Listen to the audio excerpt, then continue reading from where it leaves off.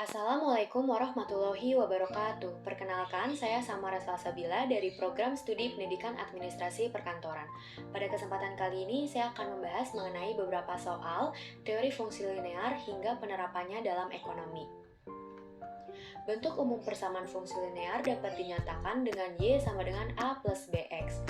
Lalu bagaimana cara dasar membuat grafik pada fungsi linear? Yaitu kita langsung masuk saja ke soal yang pertama, yaitu Y sama dengan 3 plus 2X. X ini kita umpamakan dengan 0, maka 3 plus 2 dikali 0 itu Y-nya kita dapatkan 3. Lalu X kita umpamakan dengan 1, maka 3 ditambah 2 dikali 1, Y-nya kita dapatkan 5. Lalu kita masukkan ke dalam diagram Cartesius dan kita hubungkan titik-titiknya hingga membentuk kurva garis lurus. Selain itu, teori fungsi linear ini juga dapat diterapkan dalam ekonomi, seperti dalam permintaan penawaran, keseimbangan pasar, pajak pada keseimbangan pasar, hingga dengan subsidi pada keseimbangan pasar. Dan ini merupakan bentuk umum dari teori fungsi linear dalam ekonomi. Baik, langsung saja kita lanjut ke soal kedua mengenai teori fungsi linear dan penerapannya dalam ekonomi. Fungsi permintaan suatu barang ditunjukkan oleh persamaan Q-D sama dengan 18 min P, sedangkan penawarannya Q-S sama dengan min 6 plus 2P. Berapa harga dan kuantitas keseimbangan yang tercipta di pasar? Lalu gambarlah grafik equilibriumnya. Yang pertama itu kita cari dulu keseimbangannya, Q-D sama dengan Q-S, lalu kita masukkan fungsi persamaannya, 18 min P sama dengan min 6 plus 2P. Variabel P kita pindahkan ke sebelah kiri, lalu konstanta kita pindahkan ke sebelah kanan. Maka min P, min 2P adalah min 3P, sama dengan min 6, min 18 adalah min 24. P-nya kita dapatkan adalah 8. Lalu kita cari Q-nya dengan substitusi ke salah satu fungsi, yaitu Q sama dengan 18 min P, 18 min P-nya adalah 8, sehingga Q-nya kita dapatkan adalah 10. Jadi, equilibrium terjadi pada harga P sama dengan 8 dan kuantitas Q sama dengan 10. Nah, kita sudah dapatkan nilai P dan Q-nya, lalu kita masukkan pada grafiknya. Jadi, titik koordinatnya itu adalah 8,10. Lalu, kita cari kurva permintaan dan penawarannya. Karena kita ingin cari pada sumbu Q, maka kita harus memisalkan nilai P sama dengan 0. Nah, kurva permintaannya itu Q-D sama dengan 18 min P, 18 min P-nya itu adalah 0, maka Q-nya kita dapatkan 18. Sehingga titik koordinat kedua adalah 0,18. Lalu kita tarik garis dan ketemulah kurva permintaannya. Lalu kita cari kurva penawarannya dengan memisalkan Q sama dengan 0. Jadi titik koordinat yang kita dapatkan itu Qs sama dengan min 6 plus 2P, Q-nya adalah 0 sama dengan min 6 plus 2P, P-nya kita pindah ruas ke kiri, sehingga kita dapatkan P-nya adalah 3.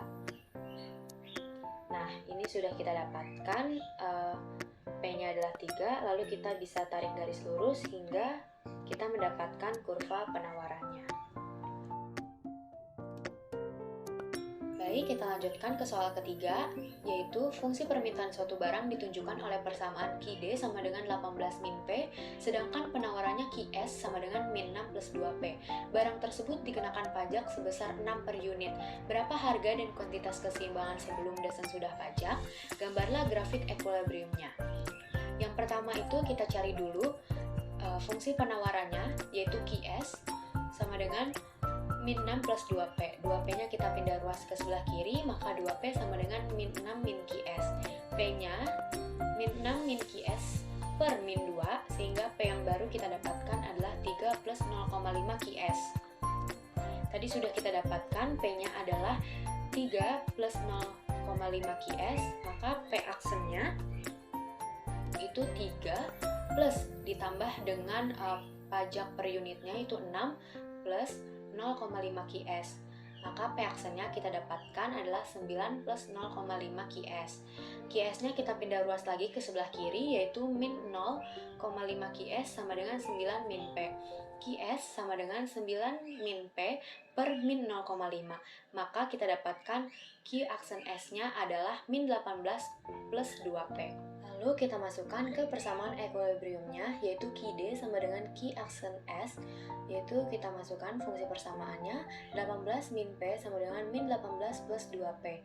P-nya kita pindah ruaskan ke sebelah kiri, maka min P min 2P sama dengan min 18 min 18. Min P min 2P itu adalah min 3P, lalu min 18 min 18 adalah min 36, sehingga kita dapatkan P-nya adalah 12. Lalu kita substitusikan ke salah satu persamaan Ki, yaitu Ki sama dengan 18 min P sama dengan 18 min P-nya itu adalah 12, maka 18 min 12 Ki-nya kita dapatkan 6. Jadi equilibrium setelah pajak terjadi pada harga P aksen E sama dengan 12 dan kuantitas Ki aksen E sama dengan 6.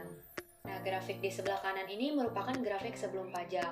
Nah, karena tadi kita sudah mengetahui P aksen E-nya sama dengan 12 dan Q aksen E-nya sama dengan 6, maka kita bisa masukkan ke dalam grafiknya. Nah, akan membentuk seperti ini. Lalu, untuk membuat kurva sesudah pajak, kita cari titik koordinat satu lagi dengan titik potong pada sumbu P.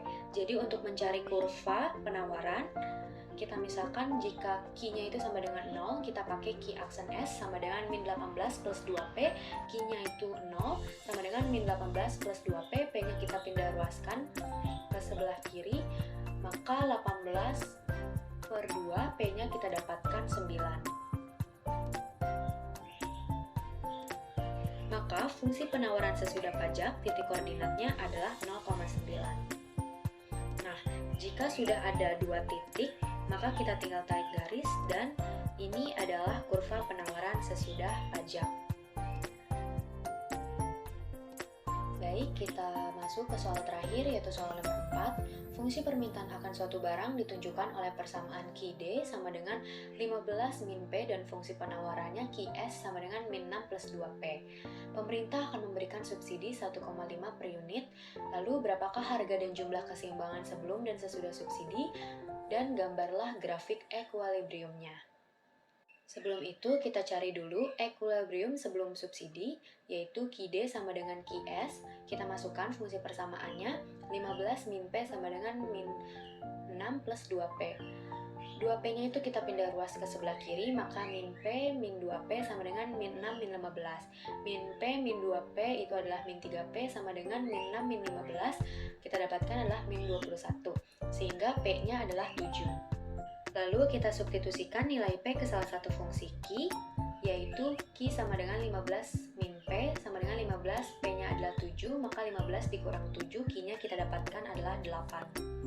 Nilai P dan Q sebelum subsidi sudah kita dapatkan, selanjutnya kita cari yang sesudah subsidi.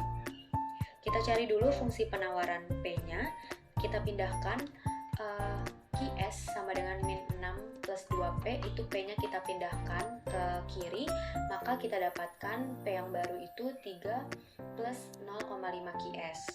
Lalu P aksen harga sesudah subsidinya kita kurangi dengan subsidi per unit yaitu 1,5, sehingga kita dapatkan Q aksen S yang barunya itu adalah min 3 plus 2P.